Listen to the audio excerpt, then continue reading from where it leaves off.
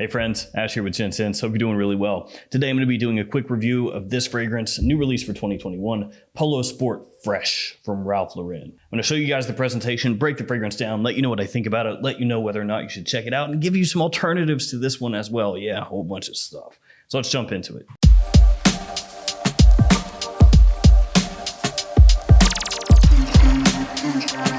First off, let's take a look at the presentation. Here we've got the box, you've got the name of the house, name of the fragrance, size and concentration on the front like usual. Nothing on the top, nothing on the sides really. On the back of the box, you're gonna find your ingredient information. On the bottom, your batch code and your barcode. Batch code is kind of difficult to read.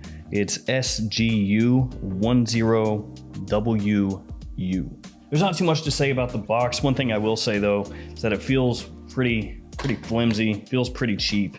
There's actually nothing inside the box at all. Sometimes you'll have something inside the cardboard box to give it a little more strength and to support the bottle to keep it from moving all around and getting scuffed up, but nothing in here at all. And here's the bottle. Really simple, but feels good in the hand. It's got a nice heft to it as well, in the same style as the original Polo Sport, which came out in 1994, so 27 years ago.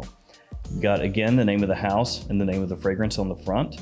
And that's pretty much it. There's nothing else to it. The cap slides snugly into place. It's really lightweight. Again, not much to it, just like the box. And the atomizer here is basically terrible. Oh yeah, there's also a sticker on the bottom with your batch code. So that's where you'll find that. Let me go ahead and waste a couple sprays for you guys with the atomizer so you can see what I'm talking about. Here we go. Maybe on camera that doesn't look too bad, I'm not sure, but it's not good. It's that cheap Ralph Lauren style of atomizer that you'll find on some other fragrances where it just does a little puff every time a fragrance. You can't really control how much you're spraying out. It's, not smooth, it's kind of jerky as you spray the atomizer. Yeah, it's like I'm going into super depth here. It's a little bit jerky, not a very smooth motion, a puff of fragrance. But that's how it comes across. It's just a little cloud, and you have to spray multiple times in order to get a decent covering of where you're trying to spray. So with something like Dior, you get a nice big controlled blast. This one just kind of shoots a little burst out, and you have to do it multiple times like this to be able to really get any kind of coverage. And that still feels like I didn't get a lot on there. Just minor gripes. I mean, in the grand scheme of things, not really a big deal unless maybe you're trying to take this and hold it up to a decant bottle and spray some in, then it's gonna be a huge pain. But outside of that, minor gripes. Now the fragrance itself, how does it smell? When you first spray it on, it's got kind of like a laundry detergent sheet smell to it. It goes away quickly, but in the first 15 seconds, it smells like laundry detergent or a dryer sheet, something like that. So yeah, it's clean, but not really how you want to smell. At least it's not offensive. So that's a good thing, but still not really nice when you first spray it on. Again though, that goes away quick. After that, you get a nice fresh brisk mint that comes in with some aquatic notes as well. You get mandarin orange as the fragrance dries down a little bit, and the mandarin orange here has kind of a creamy aspect to it. So it's not really an overly green orange. Sometimes mandarin will come across with the green kind of scent profile to it. And it's also not super sweet. It's not really juicy, just smooth, creamy. And that's probably because of the iris that this fragrance has. That's one of the main differences between this and the original and the no breakdown. Well, there's some more differences we'll talk about in a second, but one of the main ones is the iris.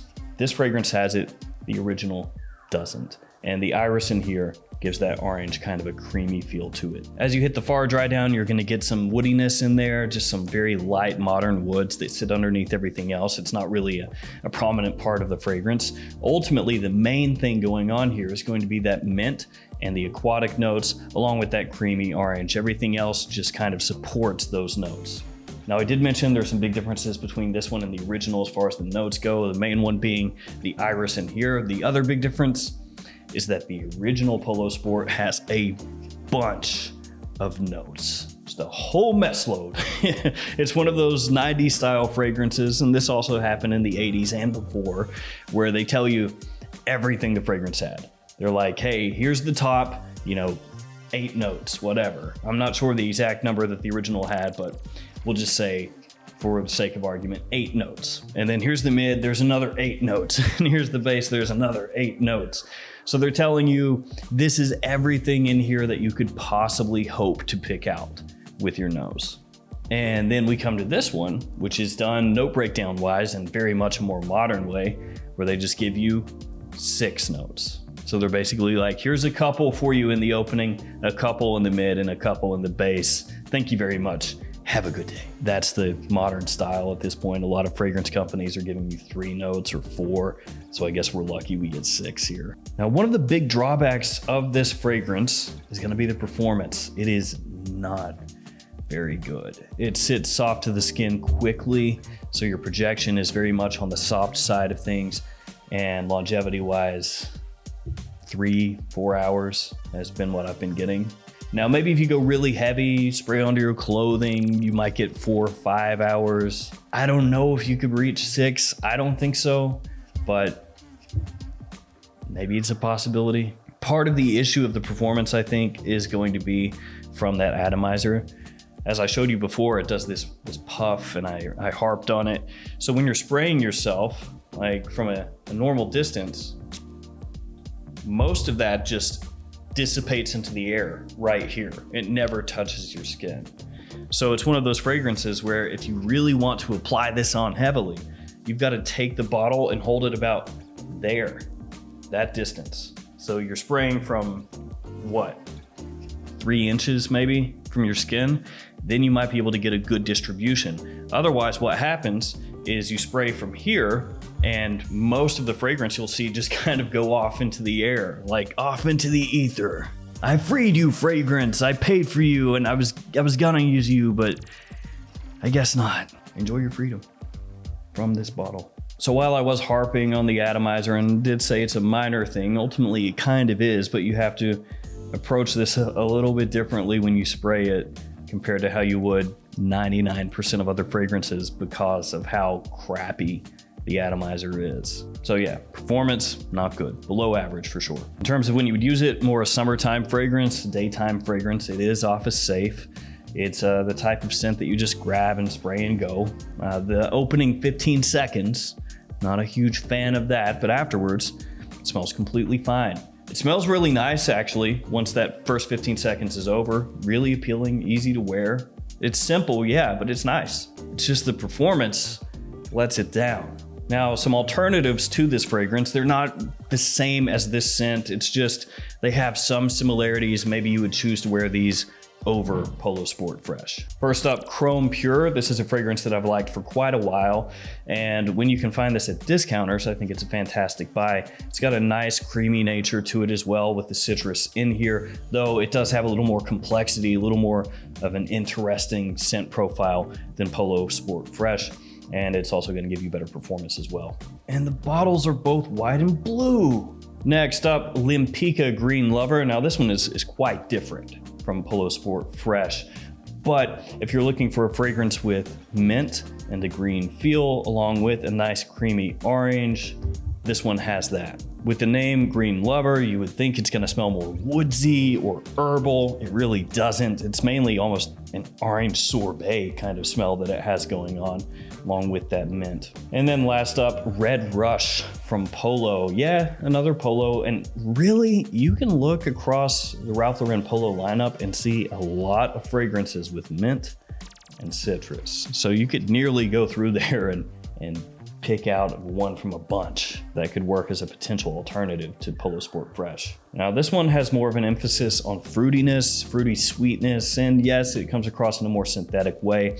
So Polo Sport Fresh is going to be the one of the two that has more of an emphasis on the fresh side of things. If we're talking mint and like a green aspect, this has more of that. Polo Red Rush though, gonna give you a similar style of scent in the sense you would wear this a lot of the same places you would wear the Polo Sport, only, like I said, more of an emphasis on those fruity sweet notes. And if you're looking at Polo Sport Fresh to replace Polo Sport, the original, like let's say you were a big fan of the original Polo Sport and you wore it like crazy and you're thinking, hey, maybe Polo Sport Fresh is gonna do the same stuff for me that Polo Sport did. Probably not. Polo Sport Fresh, does it have that DNA, the Polo Sport DNA to it? Maybe, you know, in a fleeting sort of way, but it's not close enough, I feel like, to take the place, you know, on a one-to-one basis with Polo Sport. If you were a big fan of that one, this one probably isn't gonna scratch that itch for you. Overall though, it's not a bad fragrance, but it does have bad aspects to it, which I touched on in this video.